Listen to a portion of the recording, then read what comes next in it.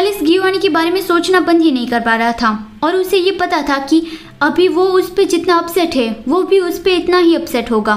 मतलब फेलिक्स को ये नहीं लग रहा है कि गियोवानी उसे प्यार नहीं करता है। उन लोगों ने जब शुरुआत की थी तब वो एक दूसरे से प्यार नहीं करते थे, लेकिन फिर आगे जाके उन लोगों ने जितना भी वक्त साथ में स्पेंड किया वो बहुत ही अच्छा था।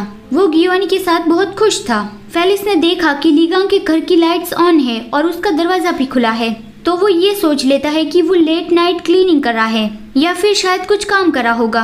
लेकिन जैसे ही वो अपने घर का दरवाजा खोलने वाला था तभी वहाँ पे उसके पीछे लीगांग आ गया और वो गुस्से से कहता है, आखिर तुम कहाँ चले गए थे? इतनी देर रात तक तुम कहाँ घूमते फिरते रहते हो? फेलिक्स उसे कुछ कहे उससे पहले ही लीगांग उसका हाथ पकड़ के उसे अपने साथ ले जाने लगा कि मेरे साथ चलो अभी।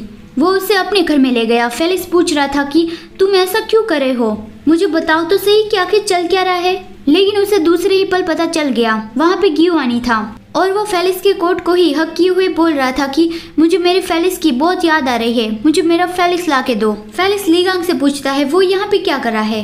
लीगांग कहता है वो ऐसे ही यहाँ पे अंदर आ गए थे। तो हुआ ये था कि लीगांग का डोरबेल बजा, उसने दरवाजा खोला तो वहाँ पे गियोवानी आया था और वो बोल रहा था कि फेलिक्स। लेकिन उसने जैसे ही लीगांग को देखा तो वो गुस्से से कहता है तुम यहाँ उसके घर से बाहर क्यों आ रहे हो? हाँ, मेरा फेलिक्स कहाँ पे है?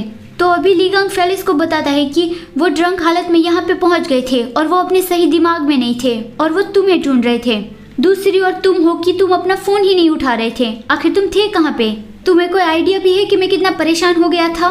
फेलिक्स गियोवानी के पास जाता है और हंसता हुआ कहता है आई एम सॉरी, वो मेरे पास मेरा फोन नहीं था तो मुझे पता नहीं चला कि तुम्हारा कॉल आ रहा है। और फेलिक्स को ये पता चल गया कि तो इसीलिए ही उसने अपना दरवाजा खुला रखा था, क्योंकि उसे ये पता नहीं था कि मैं घर कब वापस आने वाला हूँ।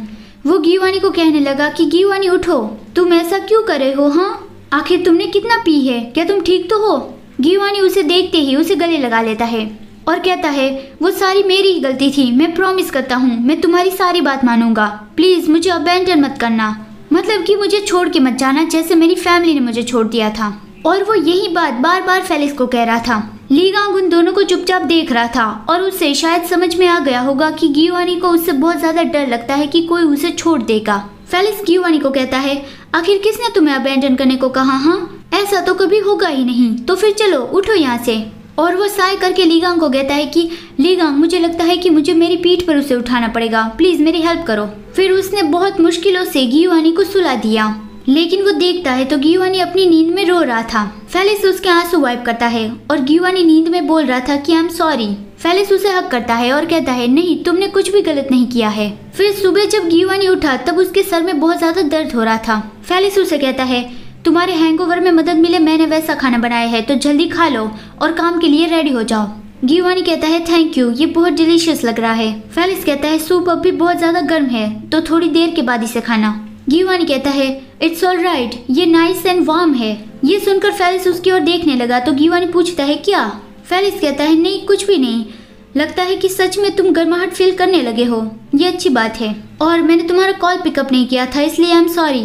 आज से मैं तुम्हारे सारे कॉल्स पिकअप करूंगा तो प्लीज इस तरह से पीकर ड्रंक मत हो जाना। फिर अगला सीन आता है, उसमें फेलिक्स कंपनी का कॉफी मशीन यूज कर रहा था और तभी वहाँ पे लीगांग आया। वो भी यहाँ पे कॉफी बनाने ही आया था, लेकिन फेलिक्स ने अभी ही जो कॉफी ब्रूड की थी वही उसे दे देता है और उससे कल के लिए माफी मांगता है। मतलब अचानक ही गियोवानी ड्रंक होके उसके घर में आ गया था इसलिए। लीगांग पूछता है क्या तुम दोनों के बीच सुलह हो गई?